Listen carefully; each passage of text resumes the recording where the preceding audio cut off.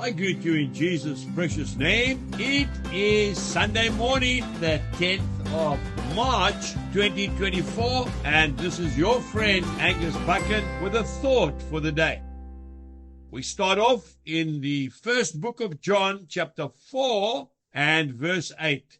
He who does not love does not know God, for God is love.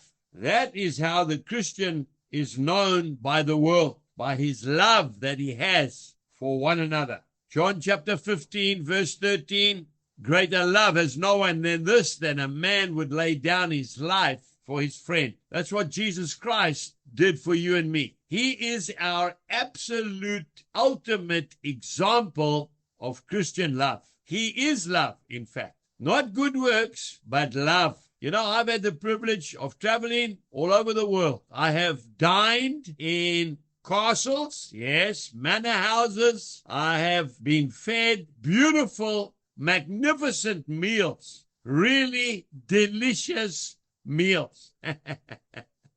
4-course meals with all the finest crockery and cutlery you've ever seen in your life, where it's quite confusing not knowing which knife and fork to pick up at the start. Being waited upon by solemn waiters in black suits and ties, not smiling, just going through the faces. And I want to tell you, it is very formal and it's quite nerve-wracking not knowing what to do next. Doesn't matter how beautiful that food is, you can't even taste it. You're standing continually on duty and you have to watch and see what the head of the house is going to do next. Not enjoyable at all, very cold, and no love there. Just going through the process. And then I have had the privilege of having a meal in a simple road worker's house in the middle of Australia somewhere with his dear wife and large family. And the only reason I'm there is because he needs the money and I'm one of his lodgers. And when we sit down at the supper table, we get one lonely lamb chop in the middle of a big plate with one spoonful of baked beans. And that is the meal.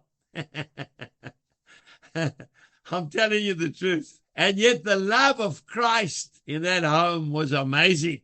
Just the love of the children talking about what they did at school and passing this and passing that and just loving each other. That lamb chop tasted so nice. You know, when you're a cowboy and you're working with cattle all day long and you come home, you are so hungry. I used to slip out after supper saying, excuse me for a bit. And I had to nip down to the local pub and get a pub dinner to try and fill my hungry stomach. But those people were so full of love. And I was so lonely, so far away from home. I felt the presence of the Lord in that place. Today, remember, it's not what you do, it's who you are that people want to see. They want to see the love of Christ in your life. Jesus bless you and go and be a blessing to others. Goodbye.